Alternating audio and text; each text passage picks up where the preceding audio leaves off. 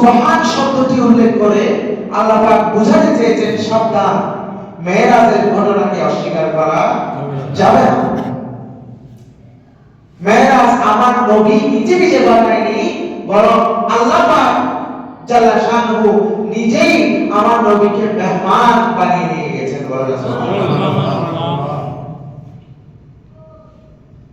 সেজন্য বলেছেন মেরাজের ঘটনাকে সন্দেহ করতে সাবধান। বেহাজিরিন, মেরাজের সাথে নামাজের একটা গুরুত্বপূর্ণ সম্পর্ক রয়েছে। কারণ মেরাজের আগ পর্যন্ত মুসলমানরা নামাজ আদায় করত ইব্রাহিম আলাইহিস সালামের নিয়ম, হযরতে ইব্রাহিম আলাইহিস সালামের নিয়মে নামাজ আদায় করত, অর্থাৎ সর্বোচ্চ 2 ওয়াক্ত নামাজ আদায় করত। কিন্তু রাসূল পাক সাল্লাল্লাহু আলাইহি ওয়াসাল্লামকে আল্লাহ মেরাজের সময় 5 ওয়াক্ত নামাজ কি দিয়েছিল, উপহার দিয়েছিল। এটা নিয়ে একটা ঘটনা আছে, সেটাতে আমি যাব। তো যেটা বলতে চেয়েছিলাম যে রাত্রিকালীন ইবাদত আমার আল্লাহ কি করেন, বেশি পছন্দ করেন। তার প্রমাণ হলো আল্লাহ পাক জাল্লা শানহু আমার নবীকে রাতে মেরাজ করিয়েছেন, রাতে মেরাজ করিয়েছেন।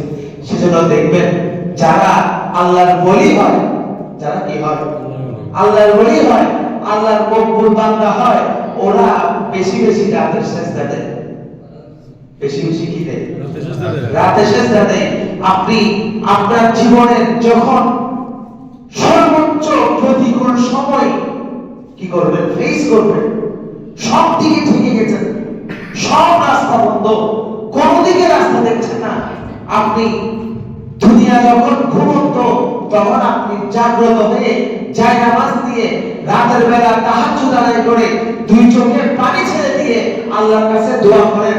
আমি হক করে বলতে পারি আপনার দোয়া কবুল হয়ে যাবে।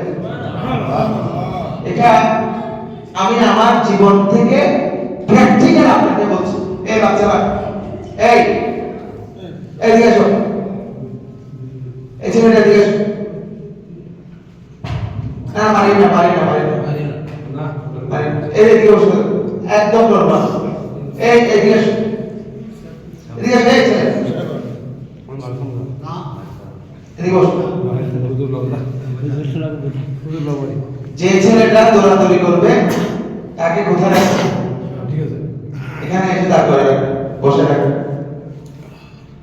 সবাই একটু দরুদ শরীফ করি। আল্লাহুম্মা সাল্লি আলা সাইয়্যিদিনা মাওলানা মুহাম্মাদ ওয়া আলা আলি সাইয়্যিদিনা মাওলানা।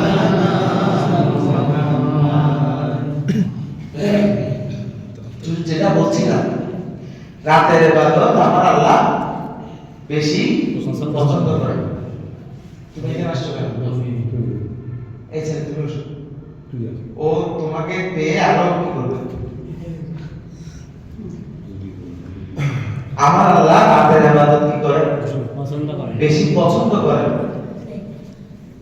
আর আল্লাহ বলে তারাই হতে পারে যারা রাতের ইবাদত বেশি করে, যারা রাতের ইবাদত বেশি করে। আপনি যখন সবকিছু দিক, সব কান দিক, সব দিক থেকে ঠেকে যাবে, তখন আমার অনুরোধ আপনি রাত্রিবেলায় জায়নামাজ দিয়ে 2 রাকাত 4 রাকাত যা পারেন তাহাজ্জুদ আদায় করে আপনি যদি চোখের পানি ছেড়ে আল্লাহর কাছে চাইতে পারেন, চাওয়ার মতো চাইতে পারেন, আল্লাহ পাক সাথে সাথে ইনশাআল্লাহ সেটা কবুল করবেন। এটা প্র্যাকটিক্যালি প্রুভড। সেটা যদি আপনার জন্য মঙ্গল হয়, আমার আল্লাহ অবশ্যই করবেন, কবুল করবেন। যার প্রমাণ আমার, কারণ এই সময়টাকে আমার আল্লাহ বেশি ভালোবাসেন। আল্লাহ কি করেন? বেশি ভালোবাসেন। না হলে রাতের বেলায় আল্লাহ পাক জাল্লা শানহু আমার নবীকে মেরাজ করালেন। তো সুবহানাল্লাযী আসরা, আসরা শব্দের অর্থ হলো রাত্রিকালীন ভ্রমণ। সুবহানাল্লাযী আসরা বিআবদিহি, এরপর আল্লাহ বলছেন কি বলেন? বিআবদি, বিআবদি। যারা মাদ্রাসায় পড়েন, রিফাত কোথায় চলে গেল? মাদ্রাসায় পড়েন, আব্দুল শব্দ অর্থ কি? কে বলতে পারবেন? আব্দুল শব্দের অর্থ হচ্ছে দাস। আব্দুল শব্দের অর্থ দাস, গোলাম। তাহলে বলতে পারেন এই আয়াতে আমার আল্লাহ রাসূলকে গোলাম কেন বলেছেন? আরবিতে বললে আব্দ, বাংলায় বললে গোলাম। প্রশ্ন জাগতে পারে না আমার রাসূলকে আব্দ কেন বললেন? এখানে তো আল্লাহ পাক জাল্লা শানহু রাসূল সাল্লাল্লাহু আলাইহি ওয়াসাল্লামকে রাসূল বলে রাখতে পারতেন, আমি রাসূলকে গ্রহণ করেছি। আরো বলতে পারতেন, অথবা নাম ধরেও বলতে পারতেন, কিন্তু নাম ধরেও বলেন নাই। ইভেন কি কোরআনের একটা জায়গাতেও আমার আল্লাহ আমার রাসূলকে নাম ধরে ডাকেন নাই। 6666টা কোরআনে কি আছে? আয়াত আছে, একটা আয়াতেও পাবেন না আল্লাহ পাক জাল্লা শানহু রাসূলুল্লাহ সাল্লাল্লাহু আলাইহি ওয়াসাল্লামকে মুহাম্মদ বলে ডেকেছেন। সুবহানাল্লাহ। আর আপনি দেখবেন ফেসবুকে মাঝে মাঝে আসে যে মানে কেমন ভাবে মুসলমান, তারা নাকি মুসলমান, মানে মুহাম্মদ এমন ভাবে নবীর নামকে নেয় যারা নবী তার খাদ্য ভাই নাম শুনি। এরকম কি আছে? কম দাড়ি টুপিওয়ালা এরকম অনেক কথিত কি আছে, শায়েখ আছে যারা হঠাৎ করে হুজুর হয়ে নবীজিকে এমন ভাবে সম্বোধন করে যে নবীজি এটা অর্ডিনারি একজন মানুষ বলে না, যেখানে আমার আল্লাহ আমার নবীকে নাম ধরে ডাকে না, সেখানে আমরা গোলামের গোলাম হয়ে রাজা যিনি রাজাধিরাজ, যিনি রাহমাতুল আলামিন, উনাকে আমরা শ্রদ্ধার সাথে ডাকতে পারি না। কেমন কেমন আল্লাহ পাক এরকম মতওয়া থেকে আমাদেরকে হেফাজত করুন, সবাই বলুন আমিন। তাহলে প্রশ্ন হলো আল্লাহ পাক এখানে আব্দ কেন বলেছেন? যারা মুতাসাউফিফ, যারা সুফি, যারা তাসাউফকে চর্চা করে, লালন করে, হক্কানি পীর ও মুর্শিদের হাতে বায়াত হয়, তারা জানে তাসাউফের একটা বড় মাকাম হচ্ছে আবদিয়াত। কি আবদিয়াত? মানে আপনি দুনিয়ার সমস্ত দাসত্ব ছেড়ে দিয়ে আপনি একমাত্র আল্লাহর দাস হয়ে যাবেন। সুবহানাল্লাহ। দুনিয়ায় আপনার আর কোনো কি নাই, প্রভু নাই। দুনিয়ায় আপনার কোনো প্রভু নাই, যার অর্থ হলো দুনিয়ায় আপনি কারো মুখাপেক্ষী নন, আপনি একমাত্র আল্লাহর মুখাপেক্ষী, যিনি আপনাকে সৃষ্টি করেছেন। এটা হচ্ছে বড় মর্যাদা, বড় মকাম মানুষের জন্য আর হতে পারে। এটা হচ্ছে বড় মর্যাদা আর হতে পারে। আল্লাহ আপনাকে আর কারো দুনিয়ার কারো কাছে কি করে নাই, মুখাপেক্ষী করে নাই। আপনি তার মুখাপেক্ষী একমাত্র, যিনি আপনার সত্যিকারের রব, যিনি আপনার সত্যিকারের প্রভু, যিনি আপনাকে সৃষ্টি করেছেন।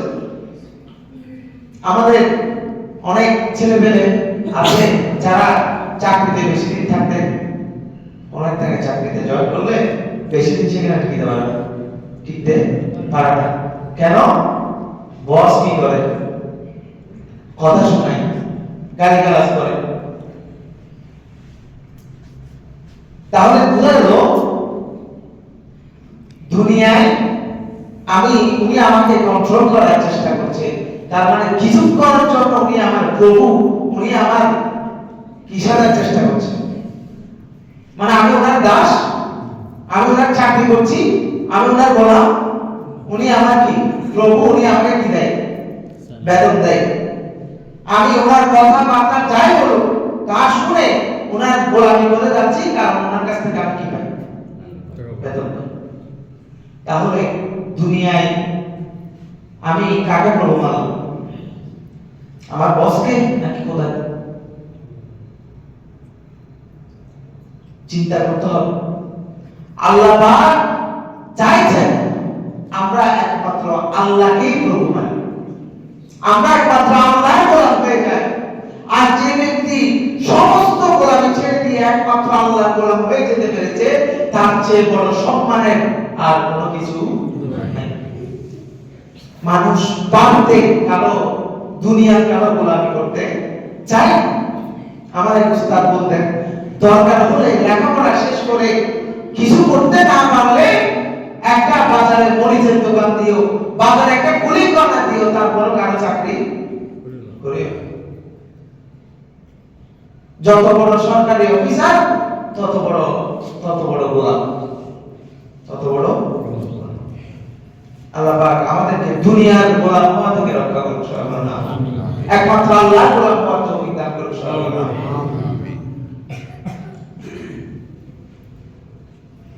আল্লাহ পাক যারা শানু আমার নবীর ক্ষেত্রে আজ শব্দটা ব্যবহার করে বুঝিয়ে দিয়েছে, রাসূলুল্লাহ সাল্লাল্লাহু আলাইহি ওয়াসাল্লাম একমাত্র আল্লাহর মুখাপেক্ষী, পৃথিবীর কারো মুখাপেক্ষী সেটা সার্টিফাই করেছেন স্বয়ং আল্লাহ।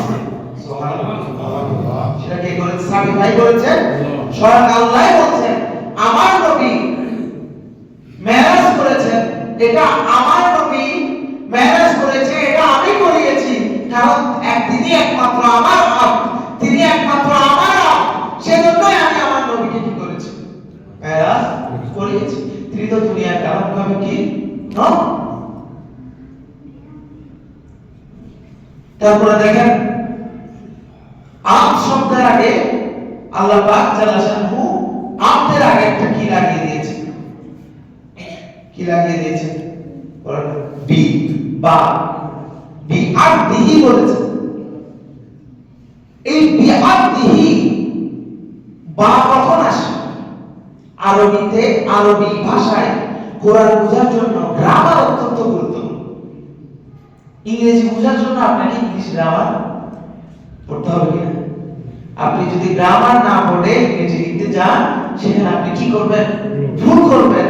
পাস্ট টেন্স লিখতে গিয়ে আপনি প্রেজেন্ট টেন্স লিখে ফেলবেন, প্রেজেন্ট টেন্স লিখতে গিয়ে আপনি ফিউচার টেন্স লিখে ফেলবেন।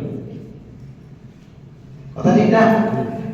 আরবি তো সেই আরবি ভাষাটা আরো অনেক গভীর, আরো অনেক তাৎপর্যপূর্ণ। এটা বুঝতে হলে আপনাকে বছরের পর বছর কি করতে হবে? কষ্ট করতে হবে। তারপর কি আপনি কোরআন আর হাদিস বুঝবেন। এখন দেখা গেল সারা জীবন ইউনিভার্সিটিতে পড়েছে, কোনোদিন আরবি গ্রামার ভুলও দেখা নাই, কিন্তু হঠাৎ করে হেডেক পেয়ে হঠাৎ করে ইসলামের প্রতি কি প্রেম জেগে উঠেছে, তখন বাংলা কোরআন শরীফ কিনে, হাদিসের কিছু বই কিনে ওগুলা পড়ে বলে যে আমি মস্ত বড় আল্লাহ হয়ে গেছি, আমার আর মাযহাব মানার দরকার নেই। নাউযুবিল্লাহ। অথচ মাদ্রাসাগুলোতে যারা প্রিন্সিপাল আছেন, যারা বড় বড় মুহাদ্দিস আছেন, মুফতি আছেন, সারা জীবন এই আরবি কোরআন শরীফের একটা আয়াত বোঝার জন্য উনি নিজের জীবনের সমস্ত শ্রমটি করে দিয়েছেন, নিজের জীবন উজাড় করে দিয়েছেন। সেখানে হঠাৎ করে হেদায়েত পেয়ে আমরা বাংলা কোরআন শরীফ পড়ে, কয়েকটা হাদিস শরীফ পড়ে নিজেকে বড় আল্লাহ আদায় করছি। নাউযুবিল্লাহ। অনেক সময় দেখা যাচ্ছে ক্রিকেটার সারা জীবন ক্রিকেট খেলেছে, সে হঠাৎ করে কি হয়ে গেছে? বড় হুজুর হয়ে গেছে। আমাদের হাজার হাজার তরুণ তাকে কি করছে? ফলো করছে। আলেমকে ফলো করছে না, ক্রিকেটারকে ফলো করছে। মানে আল্লাহ যে রাসূল যে বলেছেন শেষ জামানায় এলেম কি হয়ে যাবে? উঠে যাবে। জাহেলদেরকে মানুষ কি মনে করবে? আলেম মনে করবে। আজ পর্যন্ত কোন আলেমকে শুনেছেন মাযহাব না মানতে? কোন কামেল মাদ্রাসার মুহাদ্দিস, যারা হাজার হাজার মুহাদ্দিস কি করে? তৈরি করে। তাদের কাউকে শুনেছেন যে ওরা ইমাম আবু হানিফাকে মানে না, ইমাম শাফিঈকে মানে না, মাযহাব মানে না? তাদেরকে দেখেছেন এরকম বারবার হাত তুলে নামাজ পড়তে? না। কাদেরকে দেখবেন? হসপিটালগুলোতে গেলে দেখবেন মেডিকেলের কিছু স্টুডেন্ট হঠাৎ করে ইসলাম প্রেমিক হয়ে এভাবে হাত তুলে কি করছে? নামাজ পড়ছে। এভাবে হাত তুলে নামাজ পড়াটা কি না? দোষের না। দোষ হলো সে মাযহাব মানে না, দোষ হলো সে মাযহাব মানে না। যাই হোক, সেটা অন্য আলোচনা, সেটা অন্যদিন করবো ইনশাআল্লাহ। বিআবদিহি, আল্লাহ পাক বাজেছেন। এই বাবার দ্বারা বুঝাচ্ছেন আমার রাসূলের খবরদার, আমার রাসূলের এই সফরকে সন্দেহ করো না। আমার রাসূলের সফরে আমি আল্লাহ ছিলাম। সুবহানাল্লাহ। আমি আল্লাহ শুরু থেকে শেষ পর্যন্ত আমি আমার রাসূলের সাথে ছিলাম। সেজন্য বলছেন সুবহানাল্লাযী আসরা বিআবদিহি। এই বা শব্দটা সাথে থাকা অর্থ দেয়। বা শব্দটা কিসের অর্থ দেয়? বা শব্দটা কিসের অর্থ দেয়? সাথে থাকা অর্থ দেয়। আবার যে আরবি গ্রামার জানে না, সে সারা জীবন জিন্দেগি শেষ করে দিল, সে বুঝতে পারবে, সে জানবে যে বা শব্দটা যে সাথে থাকার অর্থ দেয়। তাহলে দেখেন, কোরআন বোঝার জন্য গ্রামার দরকার। কোরআন বোঝার জন্য কি দরকার? গ্রামার দরকার। গ্রামার করলে সে বুঝবে যে বা দ্বারা কি বোঝায়, একসাথে থাকা বোঝায়। তাহলে আমার আল্লাহ বলছেন সুবহানাল্লাযী আসরা বিআবদিহি। দেখেন আল্লাহ কতটুকু রাসূলের প্রতি মানে এটা কি বলবো, মানে সেনসিটিভ, যে সুবহানাল্লাহ বলে কি থাকেন না, চুপ থাকেন নাই। তিনি আবার বলছেন সুবহানাল্লাযী আসরা বিআবদিহি। সেই পুত পবিত্র সত্তা, সেই পুত পবিত্র সত্তা, সেই শক্তিশালী মহাশক্তিধর সত্তা, যিনি তার রাসূলকে মেরাজ করিয়েছেন এবং সেই রাসূলের শুরু থেকে শেষ পর্যন্ত তিনি ছিলেন। সুবহানাল্লাহ। বিআবদি। তাহলে বুঝলাম আল্লাহর দাস, আল্লাহর গোলাম হওয়ার চেয়ে মর্যাদাবান আর কোনো কিছু নাই। একজন মুমিন আল্লাহর গোলাম ডিরেক্ট খালেস নিয়তে অন্তর থেকে একমাত্র নিজেকে আল্লাহর গোলাম পরিচয় দেওয়াটা মুমিনের জন্য সম্মানের। মুমিনের জন্য কিসের সম্মানের। সেজন্য আমার আল্লাহ আমার রাসূলের সাথে আব্দ শব্দটা কি করেছে, ব্যবহার করেছেন। আমার রাসূলের সাথে আব্দ শব্দটা ব্যবহার করেছে। আমার রাসূল দাবি করেন কেন? দেখেন আল্লাহ স্বয়ং আমার রাসূলকে কি বলেছেন? আব্দ বলেছেন। আমার রাসূল বলেন নাই আমি আল্লাহ আব্দ। আমার আল্লাহ বলেছেন, আল্লাহ সাক্ষী দিয়েছেন, আমার রাসূল হলো আব্দ। একমাত্র আমার মুখাপে কি খবরদার রাসূলকে কষ্ট দেওয়া যাবে না, রাসূলকে মিথ্যাবাদী বলা যাবে না। ওই যে মেরাজের সফর শেষে যখন রাসূলের পাক সাল্লাল্লাহু আলাইহি ওয়াসাল্লাম মক্কা শরীফে সবাইকে বলছিলেন আমি এক রাতের মধ্যে মক্কা থেকে বাইতুল মুকাদ্দাস থেকে সিদরাতুল মুনতাহা সফর করে আবার চলে এসেছি। তখন ওই যে কাফেররা যে মিথ্যাবাদী, আল্লাহ রাসূলকে মিথ্যাবাদী বলে কষ্ট দিচ্ছিল, সে কারণে আল্লাহ পাক আর থাকতে পারেন নাই। আল্লাহ পাক স্বয়ং বলছেন সুবহানাল্লাযী আসরা বিআবদিহি। আল্লাহ পাক স্বয়ং আমার রাসূলকে মানুষ থেকে অবতার কি বলছেন। সুবহানাল্লাহ। আমরা যখন সফর করি তখন একটা দোয়া করি, লম্বা একটা দোয়া করি সুবহানাল্লাযী সাখারা লানা। এরকম একটা দোয়া করি, সেখানে একটা লাইন আছে আল্লাহুম্মা আনতা সাহিব ফিস সফর। আল্লাহুম্মা আনতা সাহিব ফিস সফর। হে আল্লাহ, এই সফরে তুমি আমার সাহেব মানে কি? সাথী। সাহেব মানে সাথী। আমি আল্লাহকে দোয়া করছি, আল্লাহ তুমি এই সফরে আমার সাথী হিসেবে থাকিও। সুবহানাল্লাহ। যাতে করে সমস্ত বিপদ আপদ থেকে আমি কি পাই? রক্ষা পাই। তাহলে আমার আল্লাহ দাবি করছে, আপনি বলছেন আল্লাহকে আল্লাহ তুমি সাথী হিসেবে থাকিও। আর সূরা বনী ইসরাঈলের 1 নম্বর আয়াতে আমার আল্লাহই ঘোষণা দিচ্ছেন আমি আমার নবী যে সফর করেছেন সিদরাতুল মুনতাহা পর্যন্ত হয়ে লামকার পর্যন্ত, এই সফরের শুরু থেকে শেষ পর্যন্ত আমি আমার নবীর সাথে ছিলাম। বলুন সুবহানাল্লাহ। সুবহানাল্লাযী আসরা বিআবদিহি লাইলান মিনাল মাসজিদিল হারাম ইলাল মাসজিদিল আকসা। লাইলান মিনাল মসজিদে হারাম থেকে মসজিদে আকসা পর্যন্ত যেই সফর আমার নবী করেছেন, সেই সফর যদি আপনি অস্বীকার করেন তাহলে মুহূর্তের মধ্যে আপনি ঈমান হারা হয়ে যাবেন। মুহূর্তের মধ্যে আপনি ঈমান হারা হয়ে যাবেন। দেখেন কোরআন শরীফের 6666 আয়াত আছে। 6666টি আয়াতের মধ্যে আল্লাহ পাক সব আয়াতে স্পষ্ট করে কোনো কথা বলেন নাই। কিছু কিছু আয়াতে আল্লাহ পাক কথাকে কি করে দিয়েছেন, কিছু কিছু অর্থকে তিনি কি করে রেখেছেন, গোপন করে রেখেছেন, সিক্রেট করে রেখেছেন। ওই অর্থগুলো আবিষ্কার করার দায়িত্ব দিয়েছেন আলেমদেরকে। আলেমদেরকে ওই অর্থ, কি অর্থ আল্লাহ পাক এখানে মিন করছেন সেটা আবিষ্কার করা, সেটা বের করার জন্য আল্লাহ পাক এগুলো বুঝার মতো আলেম দুনিয়ায় পাঠিয়েছেন।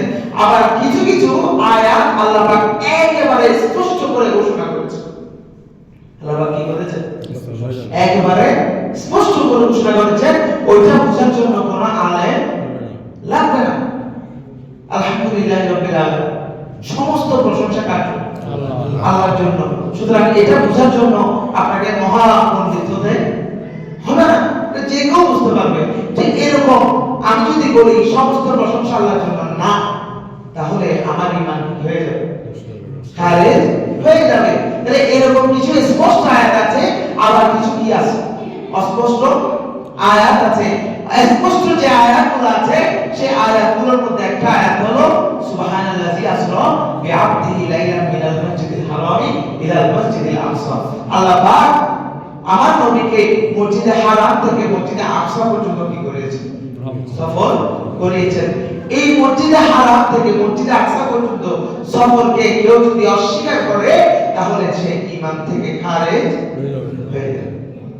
আমি বলেছিলাম জুমার মধ্যে এই সফরটা তিন ভাগে বিভক্ত। একটা হচ্ছে মসজিদে হারাম থেকে মসজিদে আকসা, আর একটা হচ্ছে মসজিদে আকসা থেকে সিদরাতুল মুনতাহা।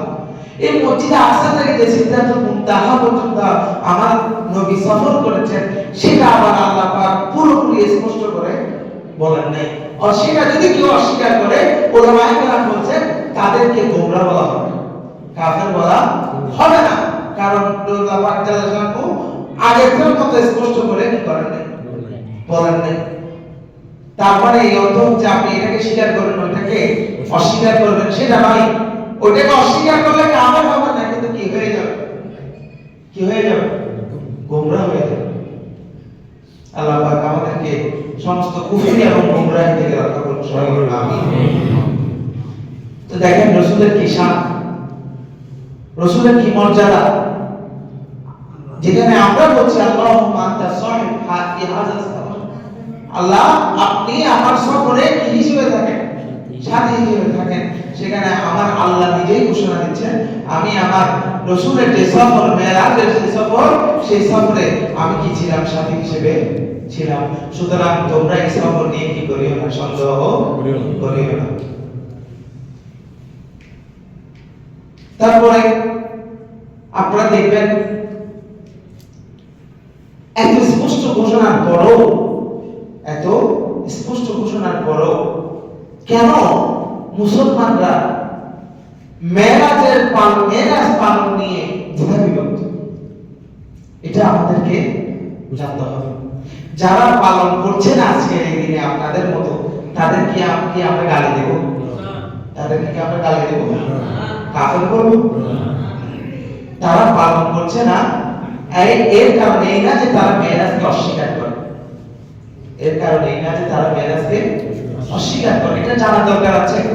না জানলে কি করবেন, অনেক অনেক অনেক অনেক আশেক মানুষজন রয়েছে যারা একটু বেশি আসে, তারা মানে নিজেকে ধরে রাখতে না পেরে মানে কি করে, অন্যজনকে এমন কথা বলে ফেলে যেটার কারণে সে কি পায়, আঘাত পায়। সে কি পায়, আঘাত পায়। আমরা কাউকে আঘাত দিব না, আমরা কাউকে কি দিব না, আঘাত দেব না। এটা আমাদের কালচার, এটা আমাদের আদব নয়। তো যারা আজকের দিনে আপনাদের মতো সবে মেরাজ পালন করছে না, অনেক হতে পারে বাসা বাড়িতেও বসে আছেন, তারা তাদের মধ্যে বেশিরভাগ মানুষজন মেরাজকে অস্বীকার করে এমন নয়। কোরআন হাদিসে সবখানে মেরাজের ঘটনাকে আল্লাহ পাক তাআলা শানু এবং হাদিসের মধ্যে স্পষ্ট করে বলা আছে, কিন্তু কোথাও স্পষ্ট করে দিন তারিখের কথা বলা ওই লাইলাতুল কদর যে রাসূল বলে দিয়েছেন, বলতে চেয়েছিলেন যে কয় তারিখ লাইলাতুল কদর সেটা বলার জন্য আমার রাসূল কি হয়েছিলেন, ঘর থেকে বের হয়েছিলেন। কিন্তু সেই মুহূর্তে এসে একজন এসে একটা ঘটনা ঘটালেন, যে কারণে আমার রাসূল আর ওই রাত্রিটার কথা স্পষ্ট করে কি করে নাই, ঘোষণা করে নাই। তারপর লাস্ট পর্যন্ত বলে দিলেন যে রমজান মাসের শেষ 10 দিনের বেজর রাত্রিগুলোর মধ্যে যে কোনো একটি রাত্রি হচ্ছে লাইলাতুল কদর। সুবহানাল্লাহ। তো সবে মেরাজ হয়েছে, মেরাজ হয়েছে এই কথা স্পষ্ট আছে, কিন্তু কবে হয়েছে, কখন হয়েছে, কয় তারিখ হয়েছে, কিভাবে হয়েছে এটা স্পষ্ট করে কোরআন হাদিসে স্পষ্ট করে উল্লেখ নাই। উল্লেখ না থাকার কারণে মুসলমানদের মধ্যে কিছুটা কি হয়ে গেছে,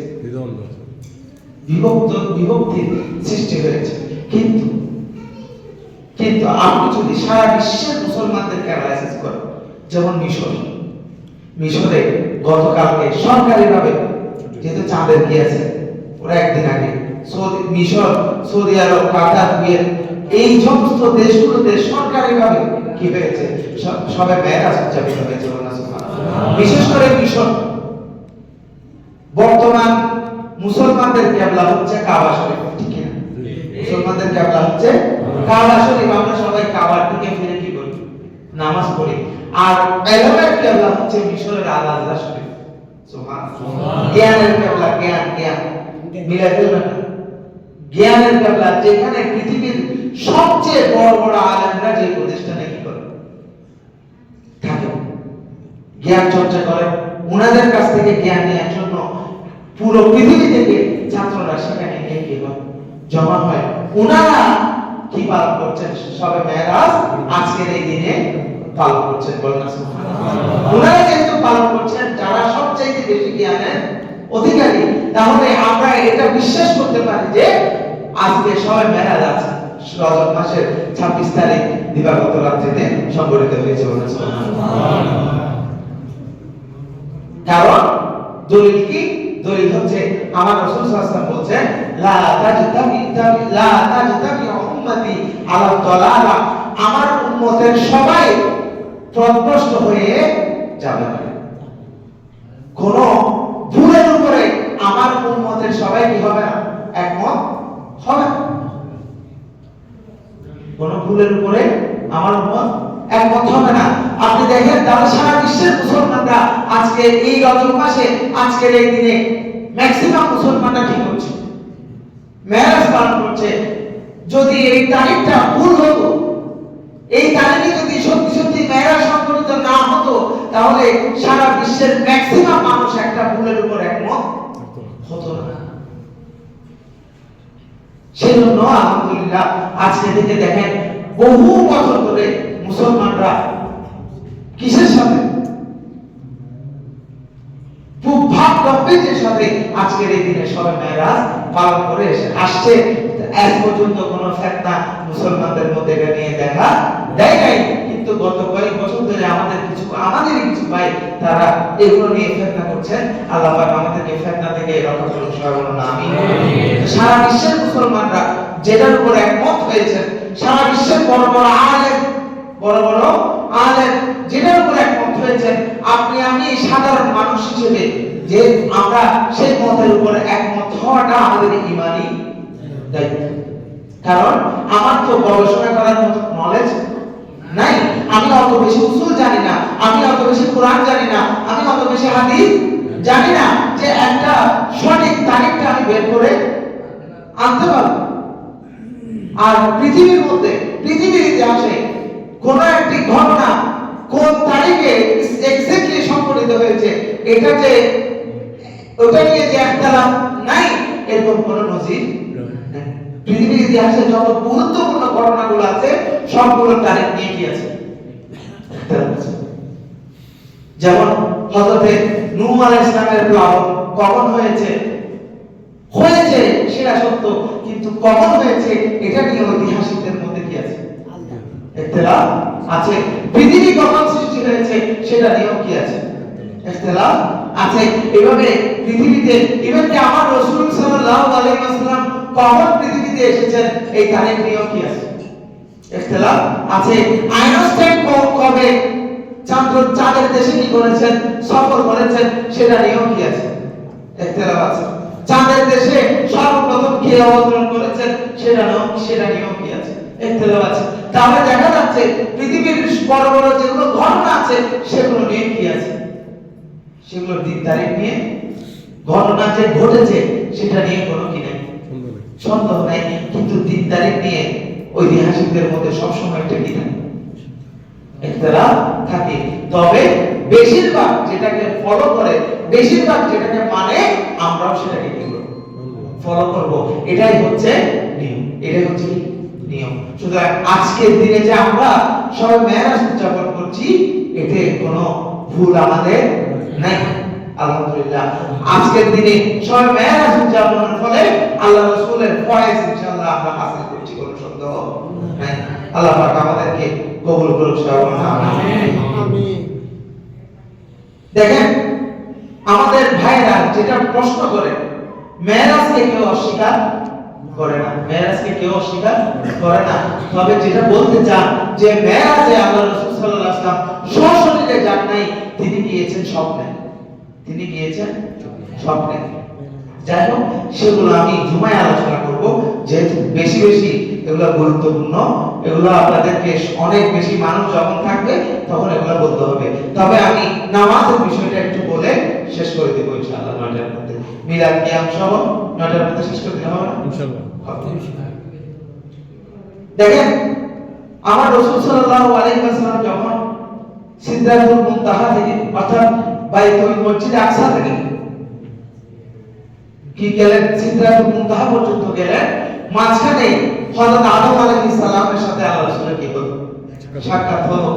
ইব্রাহিম আলাইহিস সালামের সাথে আল্লাহ রাসূলের সাক্ষাৎ হলো, ইসমাঈল আলাইহিস সালামের সাথে আল্লাহ রাসূলের সাক্ষাৎ হলো, হযরত ঈসা আলাইহিস সালামের সাথে আল্লাহ রাসূলের সাক্ষাৎ হলো, হযরত মূসা আলাইহিস সালামের সাথে আল্লাহ রাসূলের সাক্ষাৎ হলো। এবং বাইতুল আকসা, যেখানে যে মসজিদটা এখন আমাদের দখলে নাই, যেটা বর্তমানে ইহুদিদের দখলে আছে, সেই মসজিদে আমার নবী 1 লক্ষ নয় 2,24,000 আম্বিয়া কেরামকে সাথে নিয়ে নামাজের ইমামতি করেছেন। সেই নামাজে নবীরা, পৃথিবীর সমস্ত নবী ছিলেন মুক্তাদি, আমার নবী ছিলেন ইমাম, আমার নবী ছিলেন ইমাম। সেখান থেকে নামাজ শেষ করে আমার রাসূল আসমানের সফরে গেলেন। আসমানের সফরে গিয়ে প্রথম আসমানের হযরত আদম আলাইহিস সালাম আমার রাসূলকে ওয়েলকাম করার জন্য অপেক্ষা করছিলেন। দ্বিতীয় আসমানে হযরত ইব্রাহিম আলাইহিস সালাম, এভাবে করতে করতে করতে সিদরাতুল মুনতাহা পর্যন্ত যখন গেলেন, সিদরাতুল মুনতাহায় গিয়ে হযরত ইব্রাহিম আলাইহিস সালাম বললেন, আমার আর এক চুল পরিমাণ যাওয়ার ক্ষমতা নাই। আমি যদি এক চুল পরিমাণও পাওয়া নাই, তাহলে আমি জিবরাইল নূরের তৈরি হওয়া সত্ত্বেও আমি চলে পড়ে ছাড়কার হয়ে যাব। জিবরাইল যার বডিকে সেখানের জন্য, অর্থাৎ আসমানের জন্য উপযুক্ত করে কি করা হয়েছে, সৃষ্টি করা হয়েছে, সেই জিবরাইল বলছে আমার সিদরাতুল মুনতাহার পরে আল্লাহর নূরের যে জলওয়া, সেটা সহ্য করার মতো ক্যাপাবিলিটি আমার নাই।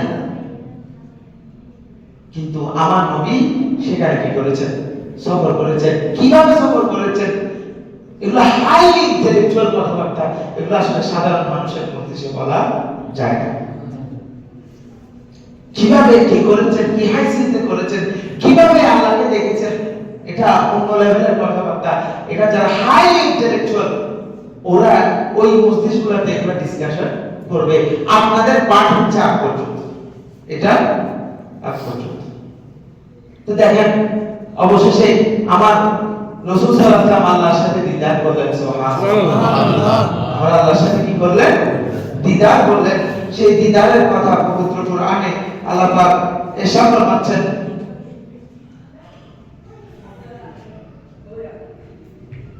সূরা নজমের 7 নম্বর আয়াতে আল্লাহ ইরশাদ করছেন, সুম্মা দানা ফাতাদাল্লা, অতঃপর তারা নিকট থেকে নিকটতর হয়ে গেলেন। সুবহানাল্লাহ, আমার রাসূল আল্লাহর নিকট থেকে নিকটতর হয়ে গেলেন। ফাকাবা ফাকানা কাবা কাউসাইনি আও আদনা, এবং ধনুকের সাথে তীরের যে দূরত্ব থাকে, তীর আর ধনুক একবারে থাকে না, মানে ফাকানা কাবা কাউসাইনি কতটুকু নিকটে ছিলেন এটা বোঝার জন্য আল্লাহ বলছেন তীরের সাথে ধনুকের যে দূরত্ব আমার রাসূলের সাথে আমার আল্লাহর দূরত্ব সেটা। সুবহানাল্লাহ। আমার রাসূলের সাথে আল্লাহর দূরত্ব ছিল সেটা।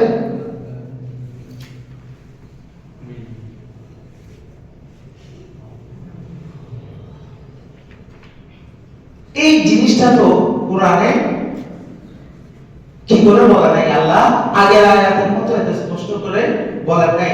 এখানে কিছু কি রেখে দিয়েছে, সিক্রেট রেখে দিয়েছে। এই সিক্রেটটা এক একজন এক এক ভাবে বুঝবে, এক একজন এক এক ভাবে বুঝবে। যেহেতু এগুলো আধ্যাত্মিক কথাবার্তা, সেজন্য আল্লাহ পাক জাল্লা শানহু এখানে প্রেমের কথাবার্তা, এগুলো যারা সত্যিকারের প্রেমিক তারা এগুলো বেশি রিয়ালাইজ করবে। সেজন্য আল্লাহ পাক আর এত বেশি গভীরে যান নাই। বেশি গভীরে গেলে মানুষের মাথা কি হয়ে যাবে, নষ্ট হয়ে যাবে। যা আছে তা দিয়ে মানুষের অনেকের মাথা কি হয়ে যাচ্ছে, নষ্ট হয়ে যাচ্ছে। বেশি গবেষণা করতে গেলে আরো কি হয়ে যাবে। এখন সবার তো বোঝার ক্যাপাবিলিটি কি না, এক না। ক্যাপাবিলিটি সবার আছে, কিন্তু তারতম্য আছে। বুঝার মধ্যে কি আছে, তারতম্য আছে। সবাই যদি একইভাবে সবকিছু বুঝতো তো সবাই তো আলাদা হয়ে যেত, ঠিক না? সবাই যদি মেডিকেল সায়েন্স বুঝতো তাহলে আজকে আমরা সবাই কি হয়ে যেতাম, ডাক্তার হয়ে যেতাম। সবাই যদি এই বিল্ডিং কিভাবে বানায় সেটা বুঝতো, সবাই আমরা কি হয়ে যেতাম, ইঞ্জিনিয়ার হয়ে যেতাম, ঠিক না? এক এক সেক্টরে বুঝবে, এক একজন এক এক সেক্টরের মানুষ। কেউ মেডিকেল সায়েন্সের মানুষ, কেউ ড্রাইভিং এর মানুষ, কেউ আপনার কিতাব কোরআন হাদিস বুঝার মানুষ। আল্লাহ পাক এক একজনকে এক একটা নিয়ামত দিয়েছে। আল্লাহ পাক তো মুফাসসিরিনে কেরাম বলছেন, যারা বুঝেন তারা বলছেন যে আল্লাহ পাক এখানে আমার রাসূল এবং আল্লাহ কতটুকু নিকটে ছিলেন সেটা আমরা বোঝার জন্য বলছেন ফাকানা কাবা কাউসাইনি আও আদনা ফাআওহা ইলা আবদিহি মা আওহা। অতঃপর তিনি তার আব্দকে যা দেওয়া তা দিয়ে দিলেন। সুবহানাল্লাহ। যা দেওয়া তা দিয়ে দিলেন। তা আমরা এখানে কিভাবে বুঝলাম যে এখানে আমার রাসূল আমার আল্লাহ কাবা কাউসাইনি দ্বারা অর্থাৎ আমার রাসূলকে বোঝাচ্ছেন, এটা আমরা কিভাবে বুঝলাম? মুফাসসিরিনে কেরাম বলছেন এখানে যে ফাআওহা ইলা আবদিহি মা আওহা ব্যবহার করলেন আল্লাহ, বুঝবেন। কিন্তু এগুলো আমি বলছি ছাত্ররা যেভাবে, টিচাররা যেভাবে মাদ্রাসায় ছাত্রদেরকে পড়ায়, আমি কিন্তু আপনাদেরকে সেভাবে বলছি। আমি কোনো প্রফেশনাল কোনো ওয়াইজ নয় যে ওয়াজ করে আপনাদেরকে উত্তেজিত করে দেব। আমি যা বলবো তা কিন্তু একেবারে কি কোন কথাবার্তা। ফাআওহা ইলা আবদিহি মা আওহা, অর্থাৎ এই আয়াতের অর্থ হলো তিনি তার আব্দকে যা দেওয়া তা দিয়ে দিলেন। যারা বলছেন যে এটা মূলত আল্লাহ বুঝায় না, এটা ছিল হযরতে জিবরাইল আলাইহিস সালাম, অর্থাৎ মেরাজে ওনারা বলছেন মেরাজে জিবরাইল আলাইহিস সালাম এবং আমার রাসূল কি ছিলেন, তীর আর ধনুকের দূরত্বে ছিলেন। আমরা বলছি না, ওনারা বলেন। তাহলে আল্লাহ পাক পরের আয়াতে কেন বলেন ফাআওহা ইলা আবদিহি মা আওহা? হযরত আমার রাসূল কি জিবরাইল আলাইহিস সালামের আব্দ হবে? নাউযুবিল্লাহ। আমার রাসূল কি জিবরাইল আলাইহিস সালামের আব্দ না, আমার রাসূল একমাত্র কার আব্দ? আল্লাহ। একটু জোরে বলেন, কার আব্দ? ওই সূরা বনী ইসরাঈলের প্রথম আয়াতে আল্লাহ বলছেন কি সুবহানাল্লাযী আসরা বিআবদিহি। আর এখানে এসে সূরা নজমের কয় নম্বর আয়াতে 10 নম্বর আয়াতে আল্লাহ পাক বলছেন ফাআওহা ইলা আবদিহি মা আওহা। ওই আব্দারা মিলে যাওয়াই আমরা ধরে নিলাম আল্লাহ পাক এখানে আল্লাহ এবং রাসূলের কথা বলেছেন। সুবহানাল্লাহ। তো আল্লাহ বলেন ফাআওহা ইলা আবদিহি মা আওহা, অতঃপর আমার রাসূলকে আমি যা দেওয়ার তা দিয়ে দিলাম। মা কাযাবাল ফুয়াদু মা রাআ, অর্থাৎ তিনি অন্তর চক্ষু দিয়ে যেটা দেখেছেন সেটা মিথ্যা নয়। সুবহানাল্লাহ। অন্তর্চক্ষু দিয়ে যে আল্লাহকে দেখেছেন সেটা মিথ্যা নয়। সেটা আসমান যেমন সত্য সেটাও তেমন সত্য, জমিন যেমন সত্য সেটাও সত্য তথ্য। আপনার আসমান জমিন গ্রহ তারা যেমন সত্য, আমার রাসূল যে আল্লাহকে দেখেছেন সেটাও সেটা অস্বীকার করা।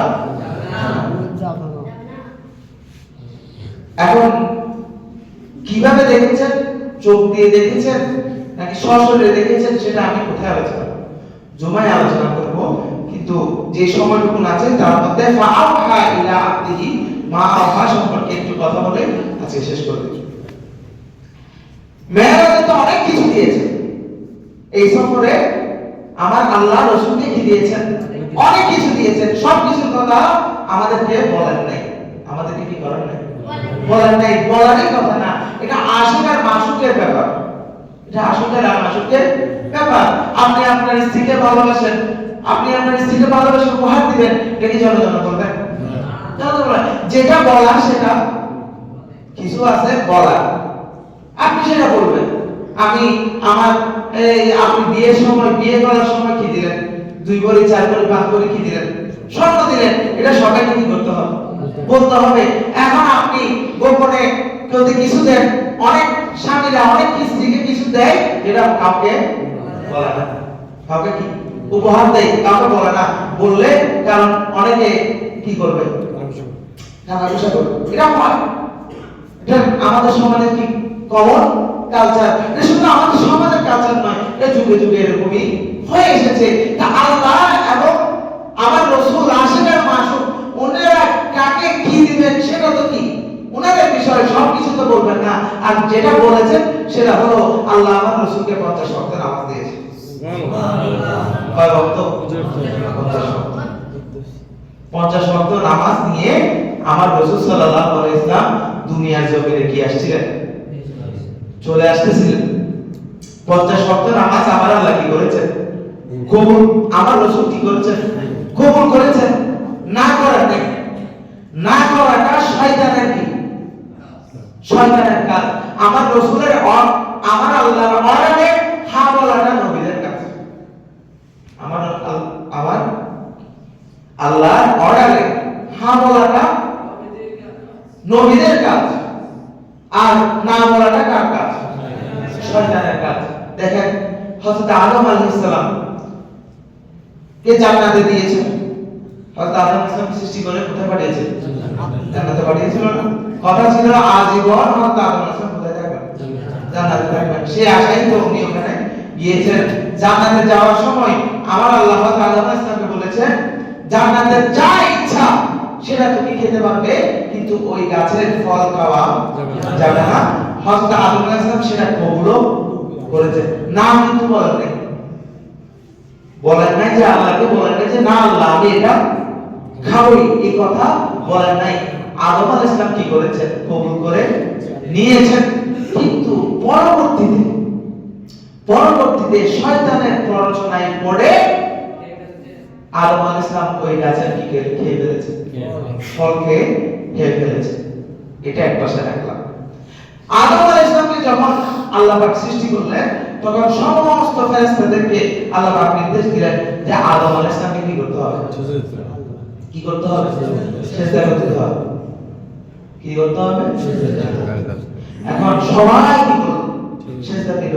কিন্তু কিন্তু শয়তান কি করলো না, সিজদা দিল না। সেদিন থেকে সে শয়তান হয়ে গেল, সেদিন থেকে সে ইবলিস হয়ে গেল। তাহলে দেখেন ইবলিসের কাজ হচ্ছে আল্লাহর অর্ডারকে সরাসরি কি বলে দাও, না বলে দাও। বান্দার কাজ হচ্ছে, মুমিনের কাজ হচ্ছে কি আল্লাহর অর্ডারকে কবুল করে নেওয়া। সুবহানাল্লাহ। তো নবীরা কি করতেন, আল্লাহর অর্ডারকে কবুল করতেন। এখন হযরত আদম আলাইহিস সালাম যে ভুল করেছেন, উনি কি আল্লাহর সাথে ঝগড়া করেছেন, না ঝগড়া করেন নাই। কি বললেন, রব্বানা যালামনা। আমরা যে দোয়া করি এটা কার দোয়া, বলেন এটা কার দোয়া, এই দোয়াটাই আদম আলাইহিস সালাম কি করেছেন, রব্বানা যালামনা আনফুসানা, ও আল্লাহ আমি আমার নফসের উপরে কি করেছি, আমি আমি আপনি আমাকে বলেছিলেন এই গাছের ফল না খেতে, আমি আসলে খাইতে চাইনি, আমি এটা মেনে নিয়েছি, কিন্তু শয়তানের প্ররোচনায় আমি খেয়েছি, আমি বুঝতে পেরেছি আমি আমার নফসের উপর কি করে ফেলেছি, জুলুম করে ফেলেছি। সুতরাং আমার আল্লাহ যখন কোনো অর্ডার করবেন তখন সেটাকে কেউ না করার সুযোগ নেই। তো আমার রাসূল 50 ওয়াক্ত নামাজ কবুল করে পৃথিবীতে কি করছিলেন, চলে আসছিলেন।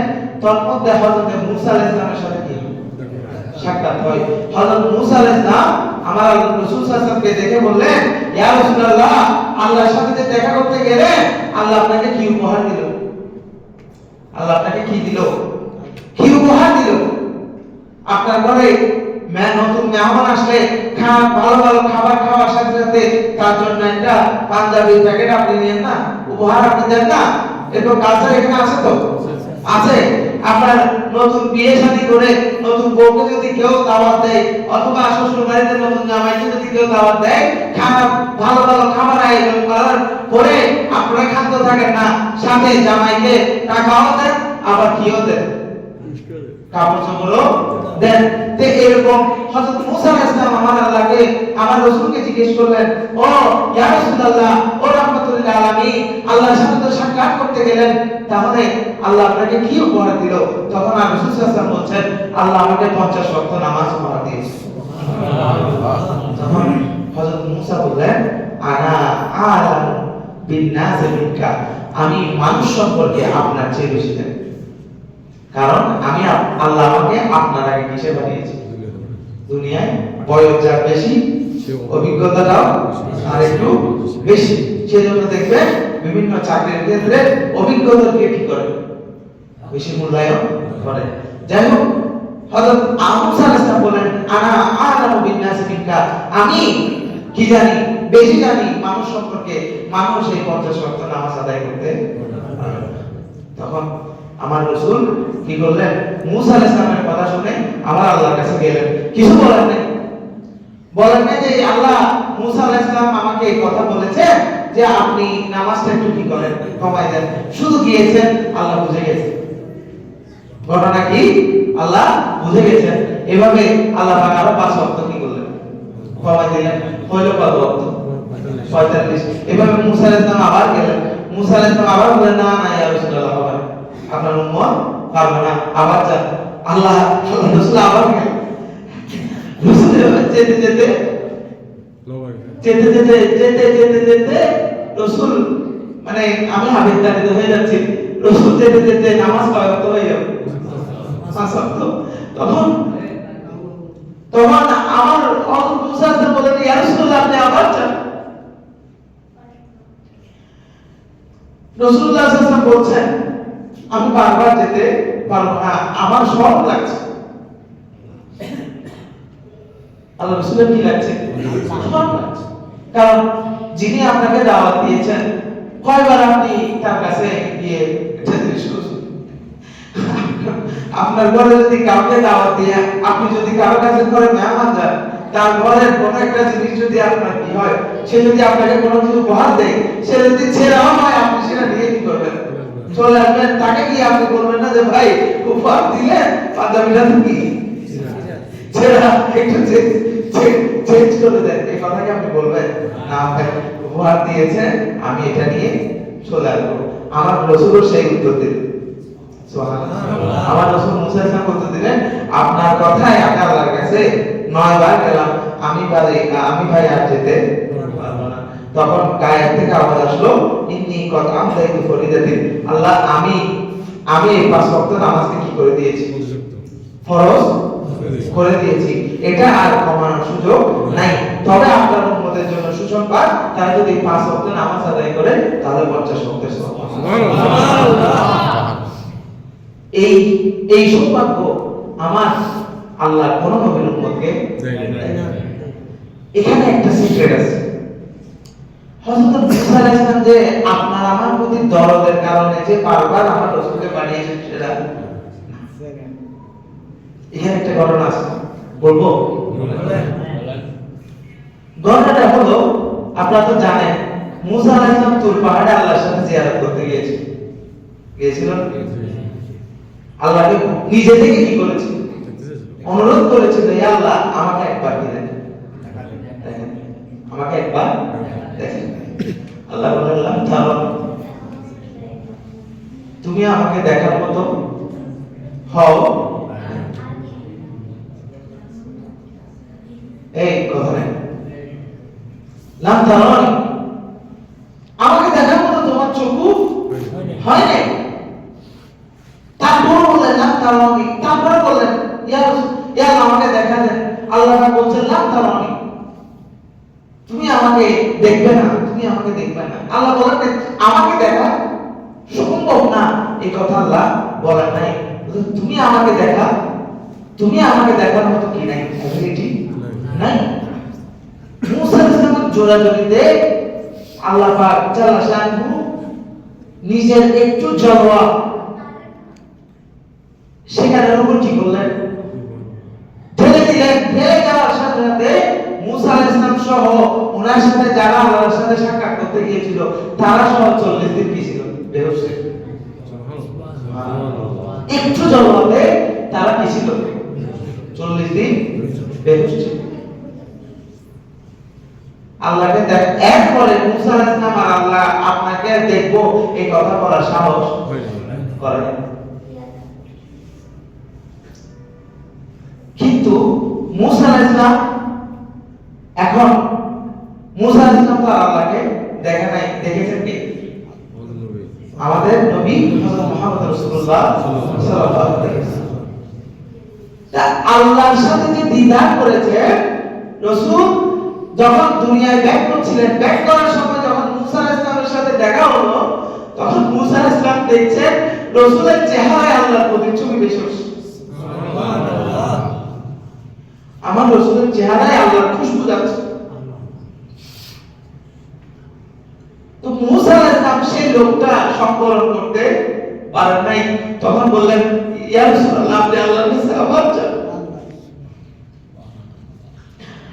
আবার আসেন। তখন তিনি আবার দেখতে পায়, আবার সেই সুগন্ধ, আবার সেই মজা, সেই প্রেম। তখন বলে আবার যান। আল্লাহকে দেখি নাই ঠিক আছে, কিন্তু যে আপনি যে আল্লাহর কাছে বারবার যাওয়ার চেষ্টা করছেন, যে নিয়ামত আপনি আমার আসার সময় নিয়ে আসেন, এই আপনি যদি দুনিয়ায় চলে যান সেটা আপনাকে আমি আর এই দৃশ্যটা আমি আর পাবো না।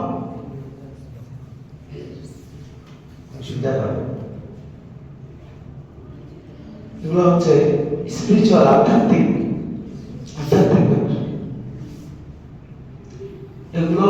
এই মাকামগুলোতে যেতে হলে আপনাকে রাতের সিজদা বাড়াতে হবে। রাতের সিজদা ছাড়া আল্লাহর নৈকট্য হাসিল করা সম্ভব নয়। দেখেন, সেজন্যই রাতের বেলায় আমার রাসূলকে আল্লাহ কি করিয়েছে? মেরাজ করিয়েছে। চাইলে তো তিনি দিনের বেলায়ও করতে পারেন। সেজন্য আমি মেসেজটা দিয়ে শেষ করে যেতে চাই যে জীবনে যখন আপনি সব দিক থেকে ঠেকে যাবেন তখন রাতের বেলা চেষ্টা যদি বাড়াতে পারেন তাহলে আপনার সমস্যা সমাধান হয়ে যাবে, এতে কোনো সন্দেহ নেই। আমার রাসূল যখন জীবনের সবচাইতে সংকটময় মুহূর্ত কথা বলে দেখেন, মেরাজ হওয়ার তো একটা প্রেক্ষাপট আছে। মানে এমন তো না আল্লাহ পাক হঠাৎ করে আমার রাসূলকে নিয়ে চলে গেলেন, বিষয়টা তো এমন নয়। আল্লাহ পাক যখন হেরা গুহায় আমার রাসূলের উপর কোরআন কি করলেন? নাযিল করলেন এবং বললেন যে আজকে থেকে আপনার দায়িত্ব হচ্ছে মানুষকে কালেমা দাওয়াত দেওয়া। কালেমার দাওয়াত দেওয়ার সাথে সাথে যারা এতদিন রাসূলের বন্ধু ছিল, বেশিরভাগ বন্ধু মুহূর্তের মধ্যে কি হয়ে গেল? আত্মীয় স্বজনকে তিনি পাহাড়ের দাওয়াত দিয়ে তিনি ডাকলেন যে তোমরা তো আমাকে আলামিন ডাকো, কি ডাকো? আমাকে তো তোমরা আলামিন বলো।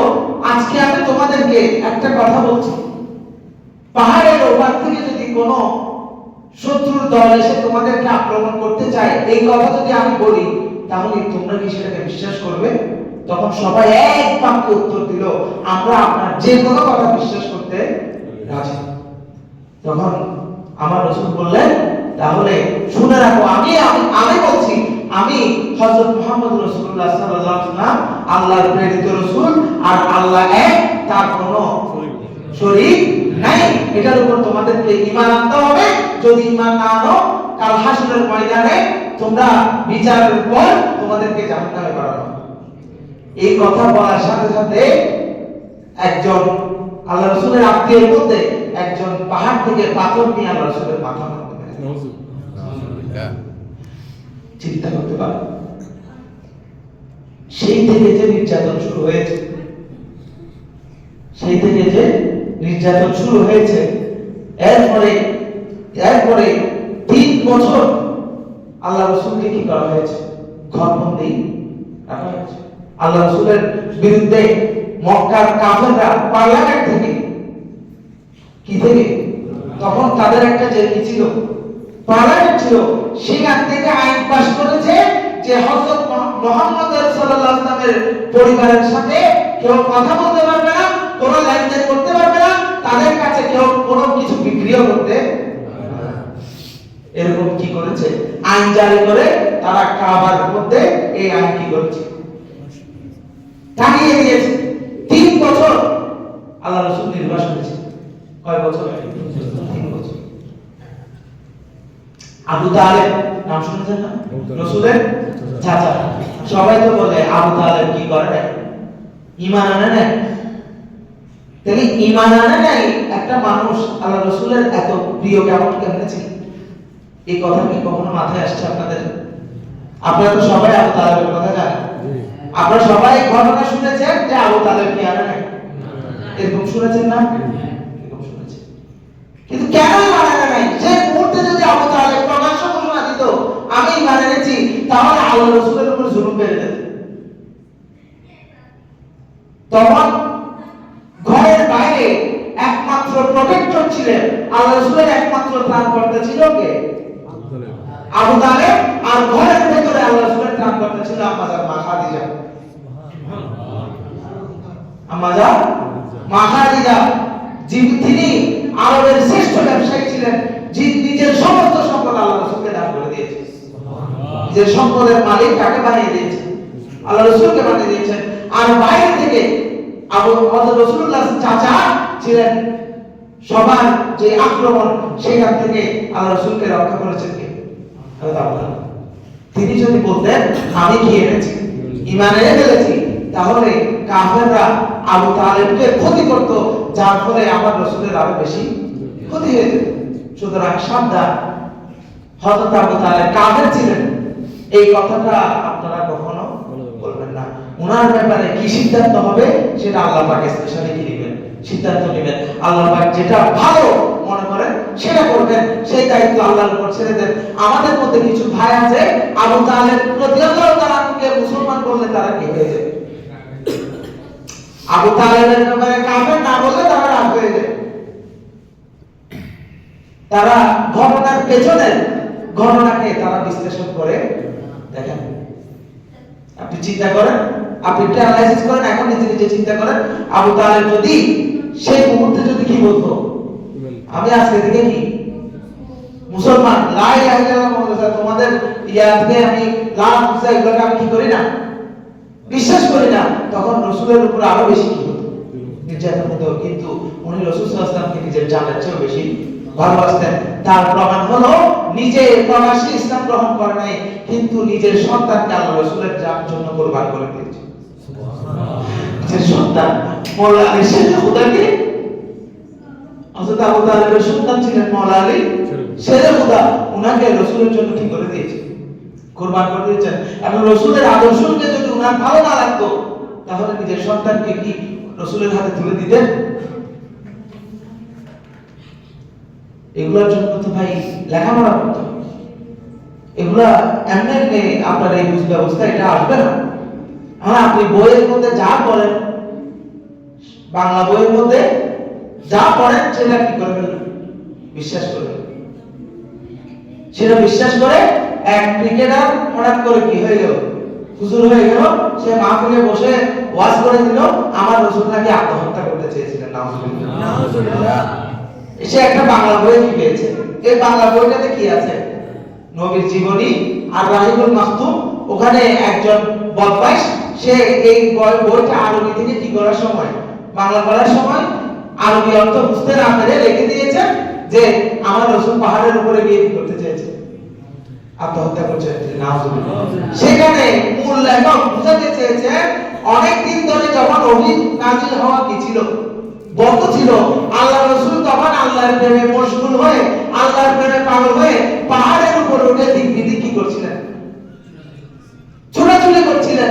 আর ওই ভক্ত বাংলায় লিখে দিল কি, পাহাড়ের উপরে উঠে যেন আল্লাহ রাসূল বলে কি করতে চেয়েছে।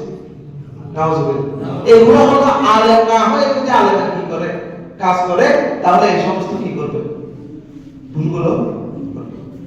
তাহলে দেখেন আমার রাসূলের সময় একটু বেড়ে গেছে, আর 5 মিনিট সময় দিচ্ছে।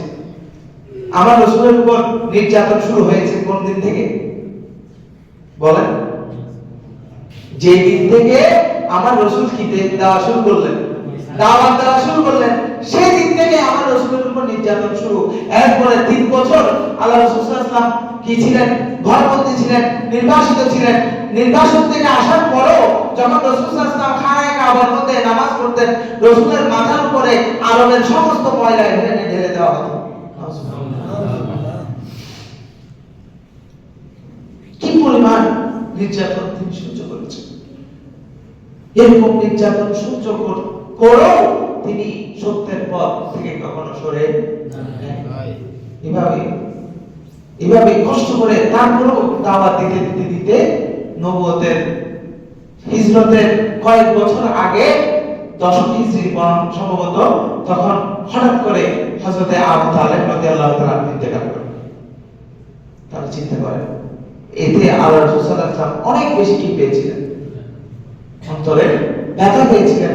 কারণ ঘরের বাইরে যে ব্যক্তিটা সব সময় আল্লাহ রাসূলকে কি দিত, প্রোটেকশন দিত, সেই ব্যক্তিটা কি মারা গিয়েছে, ইন্তেকাল করেছে।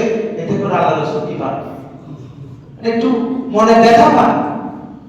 এই ব্যথা ভুলতে না ভুলতে ওনার প্রথম স্ত্রী হযরত খাদিজা রাদিয়াল্লাহু তাআলা কি করেন, ইন্তেকাল করেন।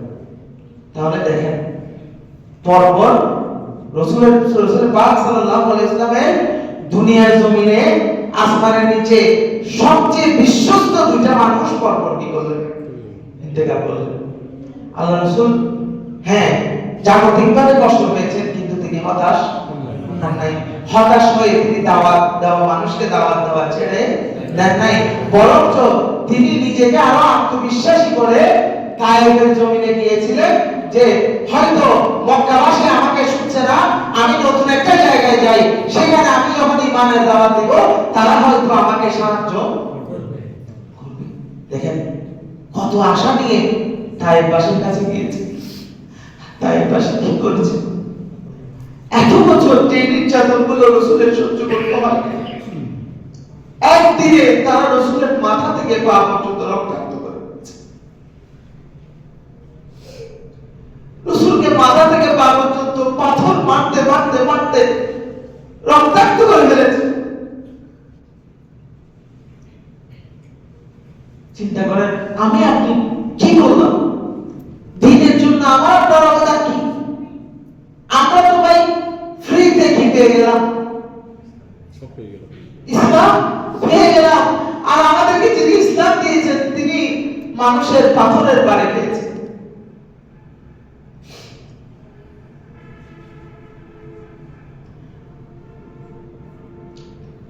এত কষ্ট যখন রাসূল পাক সাল্লাল্লাহু আলাইহি ওয়াসাল্লামের যখন দুনিয়ার জমিনে যখন সব দিকে যখন অন্ধকার দেখছিলেন, তখন রাসূল সাল্লাল্লাহু আলাইহি ওয়াসাল্লাম রাতের আঁধারে বসে যখন দুনিয়া যখন ঘুমন্ত, তখন আমার রাসূল আল্লাহর দরবারে হাত তুলে দিলেন, বললেন আল্লাহুম্মা ইন্নী আশকু ইলাইক, আল্লাহ আমি আমার সমস্ত দুঃখ কষ্ট আপনার কাছে সমর্পণ করব।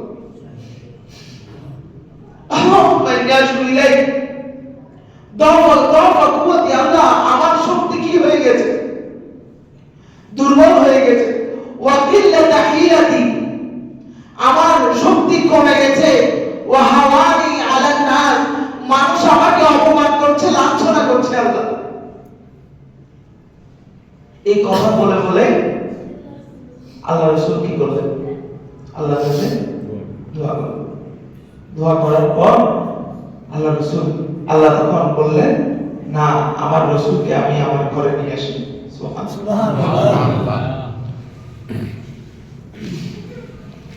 কত কষ্ট সহ্য করার পর এই মেয়েরাজ এসেছে, চিন্তা করুন। আর আমরা আশা করি কষ্ট না করে আমাদের জীবনে সমস্ত সফলতা কি চলে আসবে, এরকম ভাবি না আমরা? তাহলে তিনি রাসূল হয়ে যদি কি করতে পারেন? এত কষ্ট, এত অপমান, এত লাঞ্ছনা, তারপরও আল্লাহর রাস্তা থেকে নিজেকে বিরত রাখেন না, এক মিনিটের জন্য নিজেকে বিরত। এখন মেয়েরাজ আল্লাহ পাক করিয়েছেন কেন? এই জন্যই যাতে করে তিনি প্র্যাকটিক্যালি নিজের চোখে সব কিছু দেখে এসে এবার মানুষ যত কষ্টই দেয় সেটা যেন ওনার গায়ে না লাগে। সুবহানাল্লাহ। যখন ভাই আমি আমার বাবা একটু মানে সময় নিচ্ছি, অসুবিধা হচ্ছে না? এখন আপনি যদি আপনার সন্তানকে বলেন যে বাবা তুমি যদি এসএসসি পাস করো তাহলে তোমাকে একটা ভালো ফোন কিনে দেব, ভাই বিশ্বাস করেন আপনার ছেলে লেখাপড়ার জন্য যে কষ্টটা করবে তার সেটা কষ্ট মনে হবে না। সে জানে যে এই কষ্টটা তো কিছুই না, এই কষ্টটা করলে তো আমি এই দামি ফোনটা পাবো। এটা হচ্ছে মানুষের নিয়ম। তো আল্লাহ যখন আমার রাসূলকে দেখাই দিলেন সবকিছু, তখন দুনিয়ার কষ্ট আর রাসূলের কাছে আর কষ্ট মনে হয়নি। সুবহানাল্লাহ।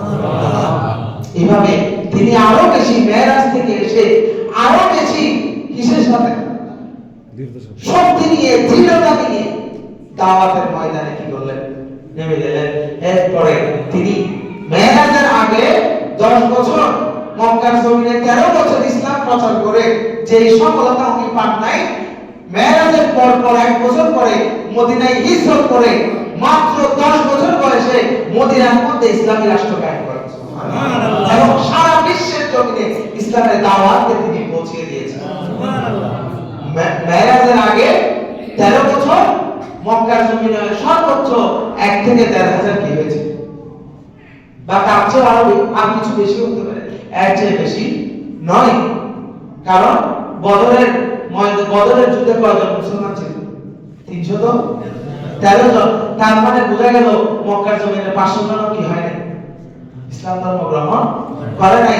সেই যেখানে 13 বছরে 500 জন ছিল, সেখানে দেখা গেল বিদায় হজের সময় লক্ষ লক্ষ মুসলমান। সুবহানাল্লাহ। এভাবে সারা বিশ্বের জমিনে ইসলামের দাওয়াত পৌঁছে গেল। কখন? মেরাজের পর।